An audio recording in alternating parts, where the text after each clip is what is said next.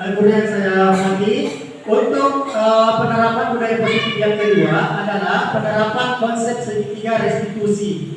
Ya, untuk pemaparannya saya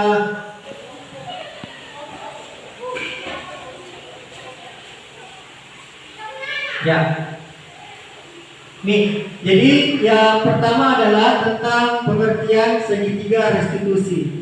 Segitiga restitusi itu adalah suatu proses dialog yang dijalankan guru atau orang tua agar dapat menghasilkan murid yang mandiri dan bertanggung jawab. Ini secara umum ya. Kemudian yang kedua, ya. Jadi tahapan segitiga restitusi itu ada 3 sesuai dengan judulnya. Yang pertama adalah bagaimana kita validasi. Ya, yang pertama adalah validasi tindakan yang salah. Kemudian yang kedua menstabilkan identitas. Yang ketiga menanyakan keyakinan. Jadi ini ada hubungannya dengan tadi keyakinan kelas. Jadi tahapan segitiga restitusi ini bagaimana kita mencari solusi atau jalan keluar dari suatu permasalahan yang dialami murid di kelas atau di sekolah. Jadi prosesnya seperti ini, ada tahapannya, ada 3 tahapannya. Yang pertama validasi tindakan yang salah, menstabilkan identitas, dan menanyakan keyakinan. Nah, ini akan saya paparkan satu persatu. Ya, yang pertama adalah menstabilkan identitas. Ya, jadi menstabilkan identitas maksudnya di sini adalah berdasarkan prinsip membuat kesalahan adalah bagian dari proses pembelajaran. Yang kedua menggeser identitas gagal menjadi identitas sukses. Jadi menstabilkan di sini ada beberapa pertanyaan-pertanyaan yang ketika misalnya kita mendapati satu anak yang melanggar peraturan sekolah, ya, yang pertama kita lakukan adalah menstabilkan identitas. Menstabilkan identitas di sini maksudnya adalah bagaimana kita membuat kesalahan anak itu menjadi sebuah proses pembelajaran bagi dia. Ya, itu. Kemudian yang kedua, menggeser identitas gagal menjadi identitas sukses. Bagaimana kita meramu kata-kata atau kalimat yang bisa membuat anak kita dari identitasnya bahwa dia melanggar menjadi identitasnya bahwa dia punya keinginan untuk memperbaiki atau sukses. Itu menstabilkan identitas. Yang kedua adalah validasi tindakan yang salah. Berdasarkan prinsip setiap perilaku berupaya memenuhi suatu kebutuhan tertentu. Guru akan bergeser dari pemikiran stimulus respon menjadi proaktif. Yang ketiga sehingga akan mengenali kebutuhan murid dan akan memperbaiki hubungan dengan murid. Validasi tindakan yang salah di sini bagaimana kita bisa menggali dari kesalahan atau penyebab apa sehingga anak itu melanggar. Misalnya anak itu terlambat. Jadi kita tadi tidak langsung menjudge atau memarahi anak di depan, kok terlambat atau begini. Maksud dari validasi tindakan yang salah ini adalah menanyakan apa penyebabnya. Nah, penyebab itu bisa kita mengenali kebutuhannya. Oh, ternyata dia terlambat misalnya terlambat bangun tidur. Nah, kita tarik ke belakang. Kenapa terlambat bangun tidur? Karena saya begadang. Nah, kita butuhkan di sini kebutuhan apa yang murid perlu kita perbaiki supaya hubungan kita dengan murid tetap baik pada saat kita menegur atau memperbaiki apa yang dilakukan oleh murid kita.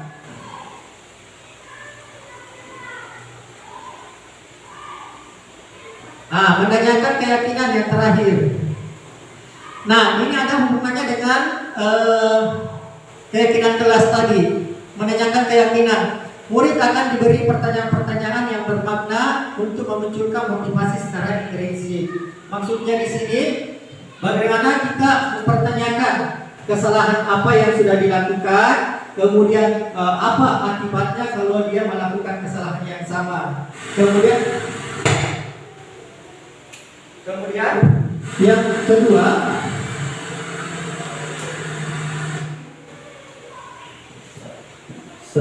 Kemudian yang kedua, mampu mengaitkan keyakinan kelas dengan tindakan yang salah. Ini yang terakhir, menanyakan keyakinan kelas apa yang telah dilanggar. Nah, sesuai dengan keyakinan kelas yang sudah kita buat di kelas atau di sekolah. Nah, kemudian kita kaitkan bahwasanya kalau kalian sudah tahu keyakinan yang kalian langgar, maka apa yang akan kalian lakukan selanjutnya. Jadi itu ada pertanyaan di sini maksudnya. Pertanyaan-pertanyaan yang bisa dimunculkan memacu motivasi anak itu untuk memperbaiki kesalahannya. Tuh. Oke. Nah, sini ada beberapa contoh kasus. Ya, ada satu saya bacakan saja. Guru matematika yang wali kelas 8, Ibu Santi sakit sehingga tidak dapat masuk dan mengajar. Akhirnya dicarikan guru pengganti, Ibu Eni baru 2 tahun menjadi guru SMP. Beberapa murid perempuan, Vivi dan Natali, mengetahui hal ini dan mulai menggunakan kesempatan dan bersikap seenaknya. Tertawa dan tidak mengindahkan kehadiran Ibu Eni. Ibu Eni mencoba menyapa Vivi dan Natali dengan ramah sambil mengingatkan mereka untuk tetap fokus pada pengerjaan tugas. Nah, cara menyapanya, ayolah tugasnya dikerjakan. Nanti ibu ditegur sama bapak kepala sekolah. Kalau kalian tidak kerjakan tugas, tolong bantu ibu ya. Nah, namun Vivi dan Natali malah jadi tertawa. Ibu santai saja. Mereka tidak mengerjakan tugas dan malah mengobrol. Di sini kasusnya bagaimana dua anak ini mengabaikan guru pengganti. Ya, guru pengganti karena mungkin dianggap santai saja, ini cuma guru pengganti. Nah, itu kasus yang terjadi. Nah, keesokan harinya Ibu Santi memanggil Vivi dan Natali serta menanyakan laporan Ibu Eni. Nah, setelah Ibu Santi masuk, dan mengetahui kejadian apa yang dilakukan Vivi dan Natali kepada Ibu Eni, Ibu Santi memanggil kedua muridnya. Ya, kemudian pertanyaan yang pertama yang ditanyakan adalah apakah mereka bersedia melakukan atau memperbaiki permasalahan yang ada. Vivi dan Natali sempat ragu dan membela diri, namun pada akhirnya mengatakan akan meminta maaf. Nah, ini ada kata satu, meminta maaf. Ibu Santi menanggapi bahwa tindakan itu boleh saja dilakukan bila mereka sungguh-sungguh ingin minta maaf. Oke. Namun Ibu Santi menanyakan kembali apa yang mereka lakukan untuk menggantikan rasa tidak hormatnya pada Ibu Santi. Oke. Baik Vivi maupun Natali mengakui bahwa perilaku mereka tidak sesuai dengan keyakinan kelas. Nah, ini sudah ada 3 masuk di sini, 3 pertanyaan restitusi tadi. Yang pertama menggali, kemudian menanyakan keyakinan dan menstabilkan identitas. Ya, di sini baik Vivi maupun Natali mengakui bahwa perilaku mereka tidak sesuai dengan keyakinan kelas. Ibu Santi melanjutkan kembali apa yang akan mereka lakukan untuk memperbaiki masalah. Apakah ada gagasan? Oke, kita lanjut cara pemecahan kasusnya.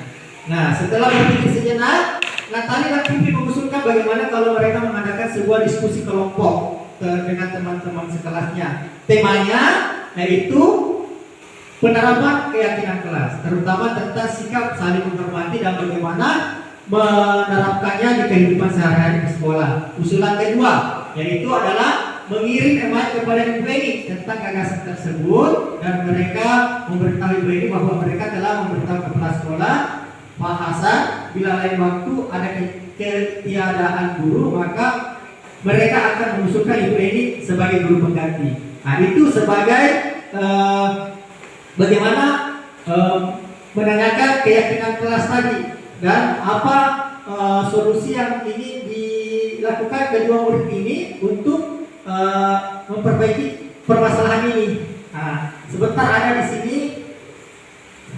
Nah, ini dalam kasus di atas, langkah-langkah restitusi apa saja yang sudah dijalankan Ibu Santi? Yang pertama, tindakan itu boleh saja dilakukan bila kalian sungguh-sungguh ingin minta maaf. Nah, di sini sudah ada 3. Kemudian validasi tindakan yang salah ada 2.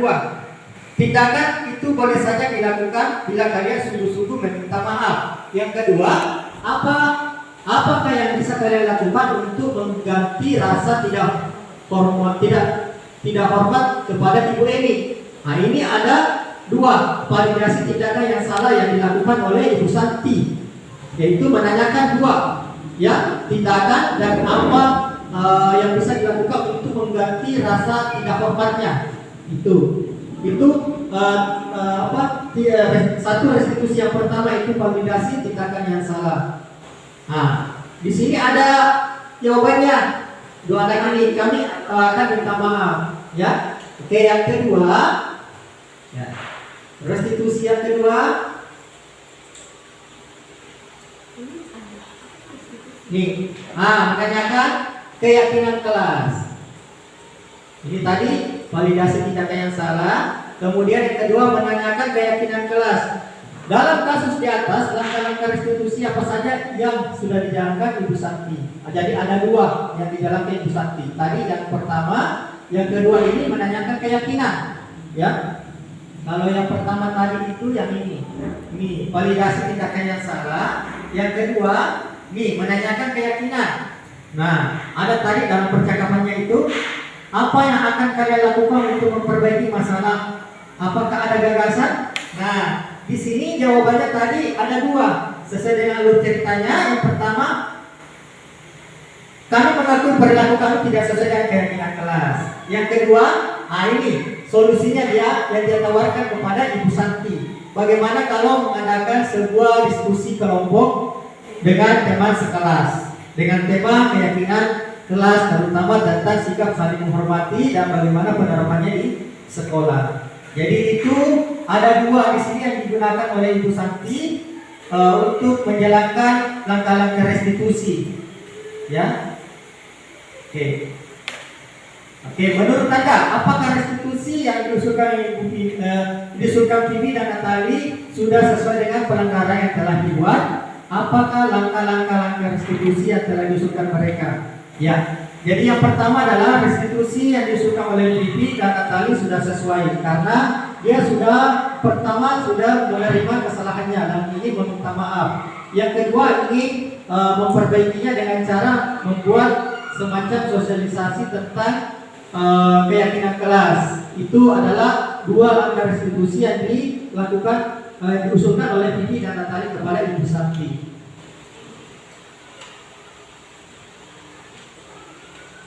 Ya, menurut Anda, apakah restitusi yang diusulkan Bibi dan Natali sudah sesuai dengan pelanggaran yang telah dibuat?